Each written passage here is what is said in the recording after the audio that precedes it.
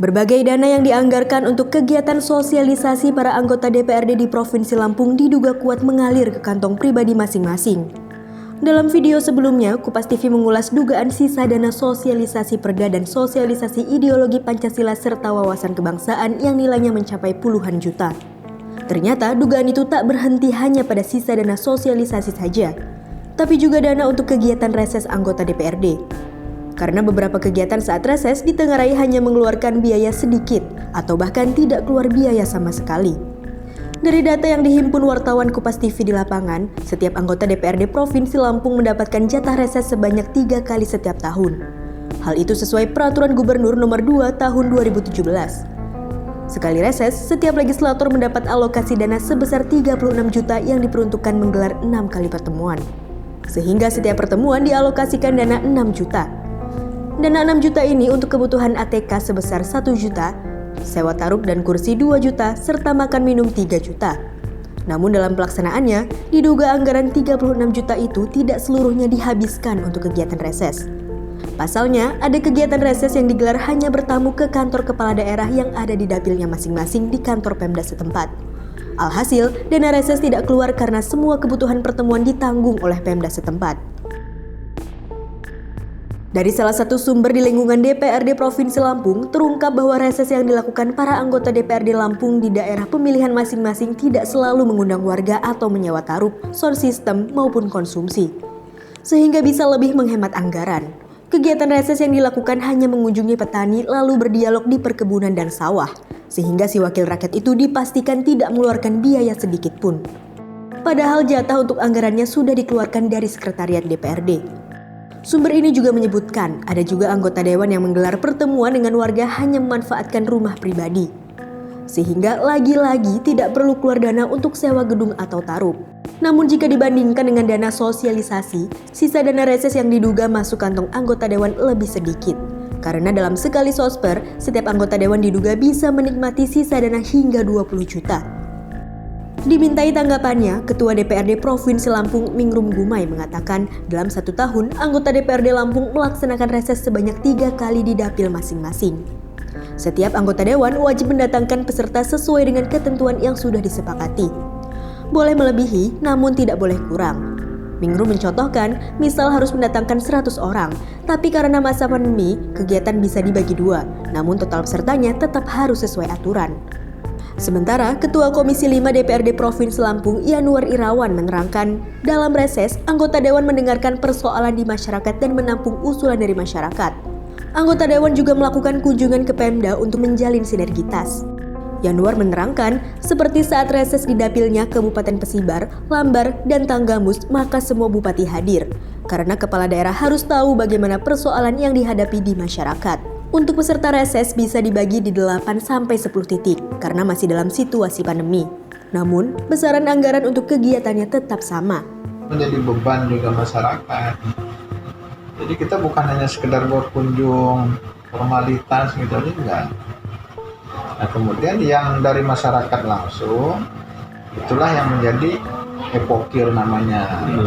Pokok-pokok pikiran itu yang nanti kami akan sampaikan dalam pembahasan APBD, apakah APBD murni maupun APBD perubahan.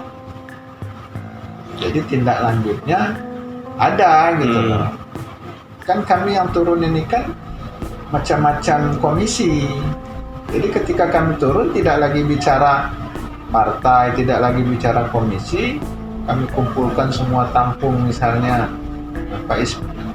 aspirasi dari masyarakat itu, kemudian nanti sampai sini kami rapat lagi, rapat dapil namanya. Nah, rapat dapil itu, nah nanti kita yang membawa itu masing-masing. Misalnya kalau bicara jalan, teman-teman yang Komisi 4 ini bawa ya. Kita bicara kesehatan dan pendidikan, sini saya yang bahas misalnya. Jadi gitu. Reses. Kalau reses itu 1.200, tapi dalam kondisi pandemi ini, ya itulah kita bisa sampai 8-10 titik itu. 8-10 titik. Iya, karena kan sekarang ini nggak boleh ngumpulin orang banyak-banyak. Iya, nggak boleh ngumpulin orang banyak-banyak. berarti kalau misalkan itu kan terkait anggarannya itu sama hitungannya dengan awal itu. Kalau misalkan tidak ada pandemi kan dia itu bisa langsung 1.200 atau kurang dari itu. Nah, ini kan dibagi 8 titik itu seperti apa kalau Ya, anggaran tetap sama, hanya teknisnya yang dirubah. Karena kita nggak boleh ngumpulin orang banyak-banyak, ya kita cari teknisnya. Itulah kita yang akhirnya, kalau saya misalnya secara pribadi, saya suruh tim saya ngumpulin paling banyak ya 50 sampai 100 orang. Itu pun harus dijaga jaraknya, dan kalau bisa itu di ruang terbuka. Katanya dari sosper kan cuma kumpulin sekian orang, nasi sekian, kue sekian, dia bilang gitu. Oh, ternyata anggota dewannya masih ngantongin sekian. Kan asumsinya nggak bisa begitu ngitungnya gitu loh. Kami itu nggak pernah, yang saya bilang enak amat kalau kayak gitu. Kami ini turun, saya turun tuh nggak pernah nggak nombok gitu. Pasti nombok kan gitu kan. Iya.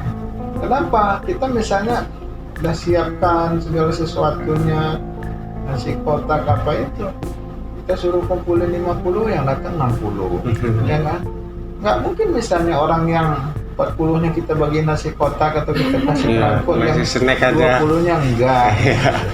Pasti nombok gitu, belum yang lain-lainnya. Kadang-kadang kita misalnya turun ke masyarakat, kita nggak nyiapin, nggak ada anggarannya, tapi nanti misalnya kita udah kumpul, ada masyarakat yang simpatik, Pak nanti makan siang ke rumah saya Pak, Bapak kan jarang-jarang kesini gitu kan. Dia siapin makanan misalnya gitu kan, dengan tokoh-tokoh di situ cuman 10 orang, tapi dia siapin makannya kadang-kadang berlebihan, kan nggak mungkin nggak kita kasih duit juga kan gitu kan. Sementara itu, anggota DPRD Lampung Sony Setiawan membantah pemberitaan Kupas TV yang menyebutkan sisa anggaran sosialisasi Perda masuk kantong anggota dewan.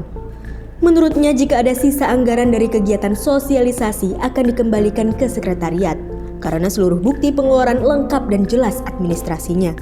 Sony menambahkan, pelaksanaan sosialisasi Perda yang diadakan anggota dewan juga melibatkan aparatur setempat, tokoh masyarakat, dan warga sekitar. Kegiatan sosialisasi ini, ujar Sony, juga membutuhkan energi dan biaya yang tidak sedikit. Karena lokasi kegiatan pada umumnya diadakan di daerah pedesaan, menyesuaikan dapil masing-masing anggota dewan.